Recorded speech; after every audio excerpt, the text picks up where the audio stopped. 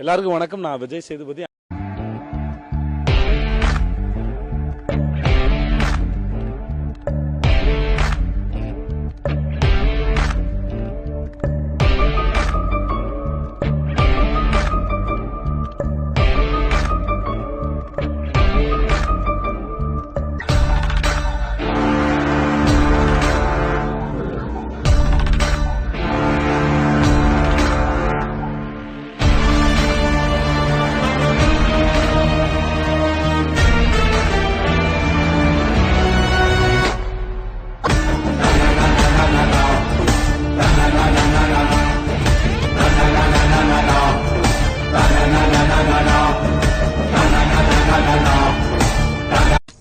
என்னஜி night டைத்துல cooling class?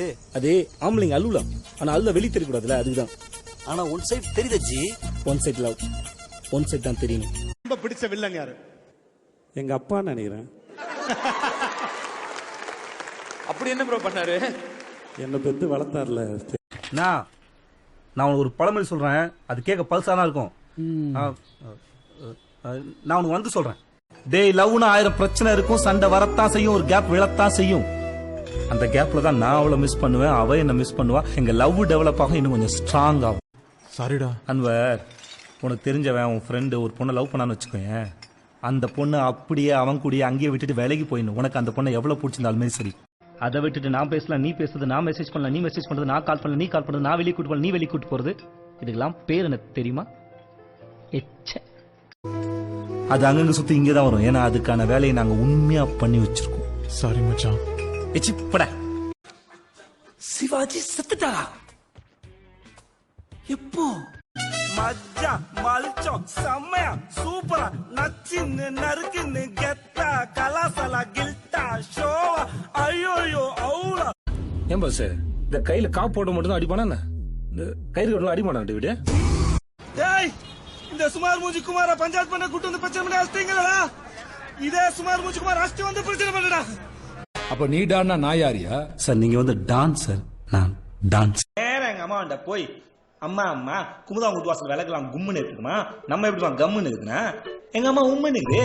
இதுக்கு ஒரு குருட்டுத்தனமான முட்டாள்தனம் வேணும், ஒரு முரட்டுத்தனமான புத்திசாலித்தனம் வேணும். ஒன் திங் மிஸ்டர் கோபால், சொல்லுங்க சார். உலகத்திலே மிக சிறந்த போதை தெரியுமா? எதுங்க சார்?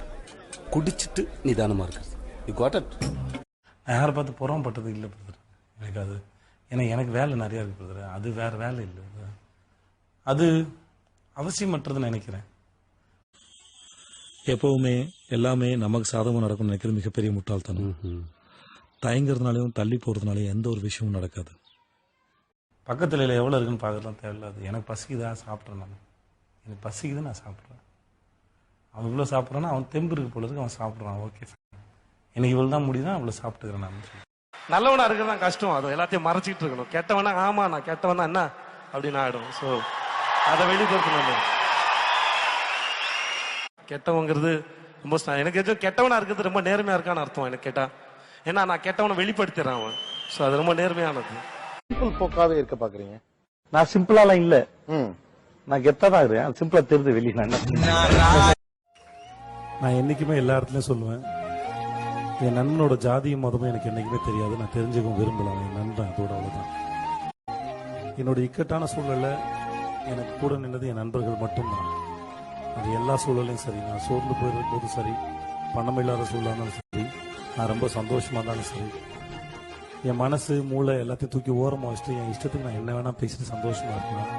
அது வாழ்க்கையில் எனக்கு கிடைச்ச நண்பர்கள் மட்டும். பிளாக் அண்ட் ஒயிட் கண்ணு ஒன்ன பார்த்தா கலரா மாறுது, துருபுடிச்ச காதல் நரம்பெல்லாம் சுறுசுறுப்பாக சீருது. இந்த கதையில ராமனும் நான் தான், ராவணும் நான் தான்.